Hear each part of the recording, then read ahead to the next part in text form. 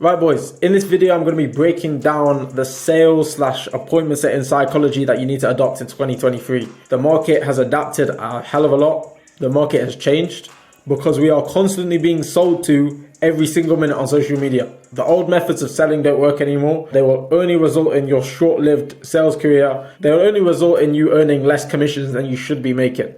They will result in unhappy customers, refunds, and a terrible sales career on your end. So we need to fix this. We need to fix your mindset regarding sales and appointment setting.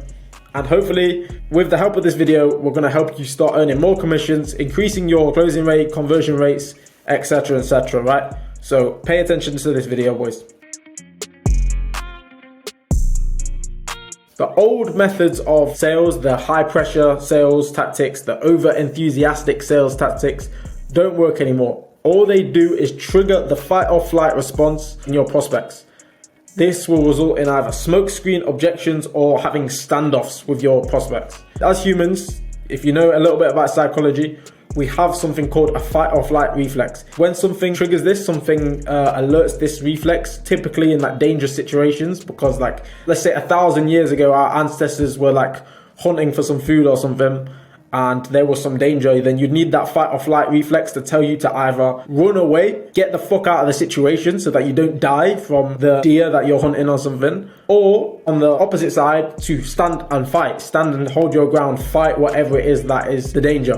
So we still have these fight or flight reflexes, and when you come across as a high pressure salesman, or you sound like you're trying to force them into something, it's only going to trigger those reflexes. If depending on your prospects, if you're triggering those flight reflexes, then this is when you're going to start getting these smoke screen objections, right? These bullshit objections, whether it's I need to think about it, I need to sleep about it, or I need a couple of days to make a decision, or I never make the decision on the same day, or things like this. This is an example of the flight reflex being triggered, because you are scaring your prospect a little bit. You're making them feel uncomfortable and they want to escape the situation. They want to get off call. They probably don't have the balls just to say, look, I feel pressured right now. I don't want to be on call anymore. That's not how things typically work. But they're going to do this through smokescreen objections. They're going to throw objections your way. They're not going to want to make a decision. And ultimately, even if they say, oh, I'll message you on Monday, I'm busy at the moment or something. Smokescreen objections. You know as well as I do that they're not messaging you on Monday. They've hit you with a smokescreen. They're not coming back. They just wanted to run away because you've triggered their fight or flight. It's because you're coming across too strong. On the other side, if you trigger their fight reflexes, which is a lot less common with, how people are nowadays, but it's a lot less common. But if you trigger the fight reflexes, then that's when you're going to get into a standoff. People are going to be argumentative, or they're going to feel, it's going to be standoffish. Like it's sort of like a little bit of passive aggression and stuff like that. This is typically less agreeable people. But again, this is not what you want. If you want to make a sale, then that's not going to help result in a sale, is it? The negatives of this way of selling are only going to compound. They have a snowball effect in the negative direction. One bad thing leads to another bad thing, and that bad thing leads to an even worse thing.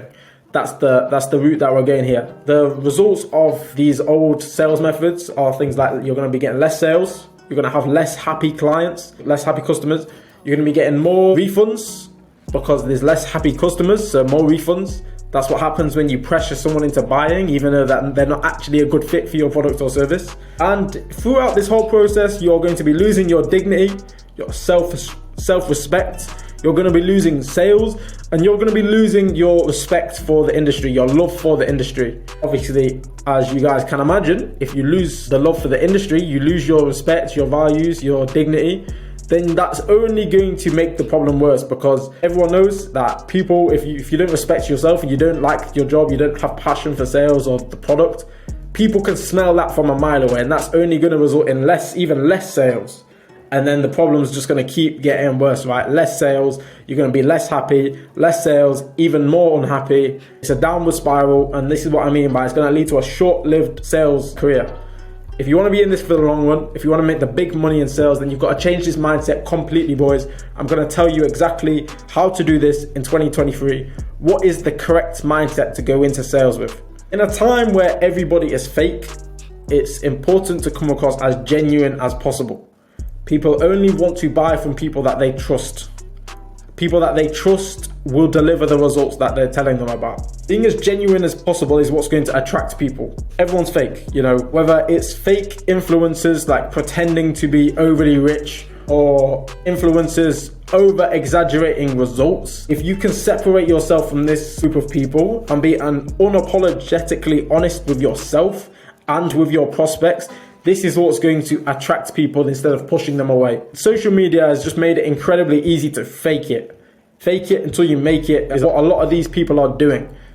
And if you can separate yourself and just be completely downright honest with yourself and your prospect, again, it's gonna go a mile away. The new way of selling is to not exaggerate things or overhype things or gas people up, or it's all about just building genuine trust with your prospects. That's what matters. That's what matters now, more than it ever has. That's what matters. If you are a marketer, for example, and you're posting adverts and you're promising people crazy results, you get on call with someone, you just sound like everyone else because everyone else is promising the same crazy results. People can tell that the results that you're pushing are super far away from where they are at currently. You need to appeal to people along every step of the way, every step of the journey. You need to present yourself as the perfect bridge between their current situation and their desired situation. And if you are promising them a desired situation that is so far gone in the future, like so far away, they're just not going to believe it. In order to do this, in order to successfully implement this honesty, this genuine attitude, in order to implement this into your sales position, it's important to only work for companies who share similar values to you. When you completely align with someone's values, with your business's values, it will make the whole process of sales a lot easier and a lot more fulfilling. It will be a lot more enjoyable to you. Since you are going to be working for someone that you share the values with, you respect them as a company, and you're able to just be honest and unfiltered, this is going to result in you having a lot more charisma. And if there's one thing that you need to adopt in your sales, it's honesty and charisma. These two things alone are enough to start closing deals. Think back to, okay, some of you guys might not be able to relate to this, but obviously I just want to share, I'm massively against video games, by the way. But when I was younger, I was a big video game player. And whenever I was on PS4, playing with the boys, and there was a game that I wanted them to download, think about how much charisma you would speak about this game, because you'd be trying to sell them this game pretty much. You'd be trying to convince them to buy this game. You're gonna have so much fun together, blah, blah, blah, blah, blah. And you'd be using the charisma. Yes, you'd probably overhype it a little bit, which is probably where you was going wrong. If you maybe toned it down a notch, maybe you would have sold them a couple of more times, got them to download Warzone or whatever it is that you're trying to get them to buy, whatever game it is. But you would always speak with so much charisma and confidence that, trust me bro, you need to hop on this game, trust me, that by far one of the best games I played, charisma. And you believe it, because if you didn't believe it, you won't be trying to get them involved, right? You'd have that genuine charisma, and that's one of the main forces of selling.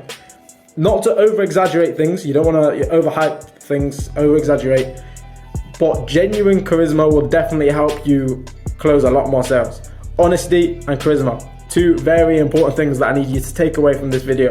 Honesty and charisma by themselves are enough to close sales. If you don't think someone is genuinely a good fit for whatever the product or service is, then just tell them this. Just tell them, don't try to force it. People can smell it from a mile away. And again, it's the right thing to do.